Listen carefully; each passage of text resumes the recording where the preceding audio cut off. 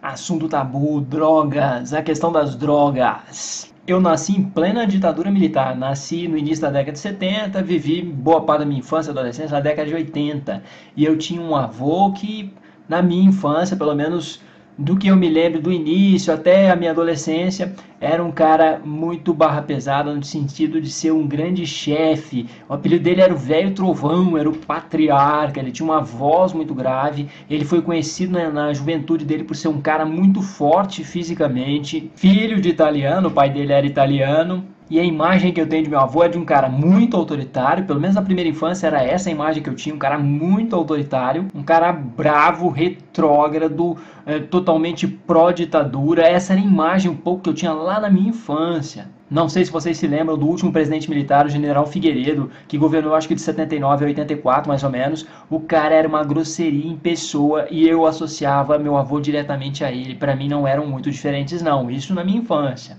Meu avô chegava na nossa casa e desautorizava a minha mãe, ele é pai do meu pai, ele desautorizava a minha mãe, não deixava a gente lavar uma louça, porque tinha que ser muito macho, tinha que pôr mão de homem em tudo que fosse fazer. Era uma frase clássica dele, bota a mão de homem nisso aí. Outro clássico dele também era contar umas histórias, e as histórias da época que ele era caminhoneiro, ele começava a contar as histórias e chegava de repente na frase clássica também, na expressão clássica dele que era filho da puta. Mas eu fui crescendo, fui chegando na adolescência e na minha adolescência e passando um pouco eu fui percebendo um outro lado do meu avô como um cara um pouco mais malandro, um cara que de repente contava uma história, você via que tinha todo um jogo de cintura, falava de um episódio onde tinha lá um bandido e que ele chegou no bandido com uma voz grave para intimidar. E assim, eu fui percebendo que o cara ele tinha uma experiência de vida muito relacionada à malandragem e isso foi assim fazendo com que nossos canais de comunicação na adolescência fossem se abrindo e eu e meus irmãos começamos a perceber que havia ali muita coisa para trocar com o velhote, aliás, com o velho trovão. Aí um belo dia eu já estava lá com meus 22 anos de idade e eu tive uma conversa com o velho. Eu estava no quintal, ouvia muitas histórias e de repente eu vi aquele monte de passarinho, ele criava muito passarinho, tinha umas 40 gaiolas de passarinho.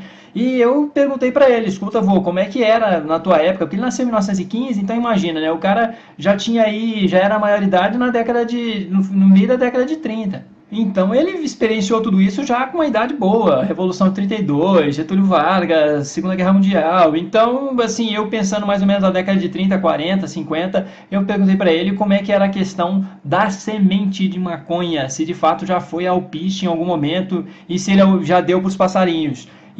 E assim, convivia em mim um pouco a visão do meu avô, que tinha um lado malandro, que eu estava descobrindo, mas também aquele cara pesado, aquele cara velho trovão, aquele cara quadrado. Então eu já fiquei assim, fiz a pergunta meio tenso, assim, esperando dele talvez até uma repreensão ou coisa similar, mas para minha surpresa não, ele começou a falar, ele falou, a semente de maconha, sim, dava para dar, eu dava para meus canários, eles ficavam afinadinhos.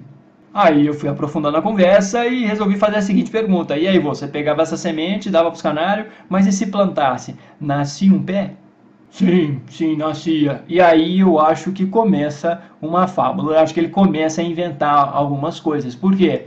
Ele falou que deu tanto para os canários que conforme ele dava tanto que começou a cair no quintal. O quintal era cheio de mato, cheio de área verde e começaram a nascer uns pés.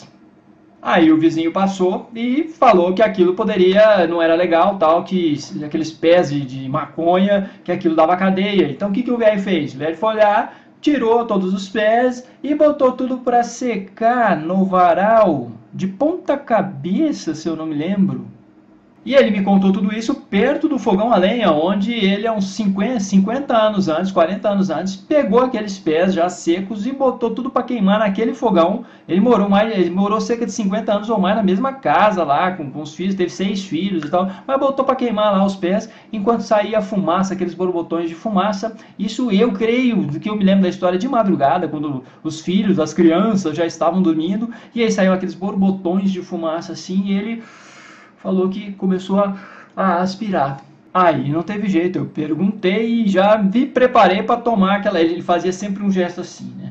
Ele sempre ameaçava, sempre que a gente saía um pouco ele fazia assim, era um gesto que como fosse dar uma porrada na gente, mas não dava. E sempre quando ele queria que colocasse mão de homem, ou quando a gente falasse alguma besteira, e aí eu fiz a pergunta esperando já os gestos, ou esperando um sermão muito rigoroso, e eu perguntei, e aí, vô, o que que deu? Perguntei, mas minha linguagem corporal já era mais ou menos assim, ó, esperando pela porrada. E qual foi a resposta dele? Eu fiquei louco.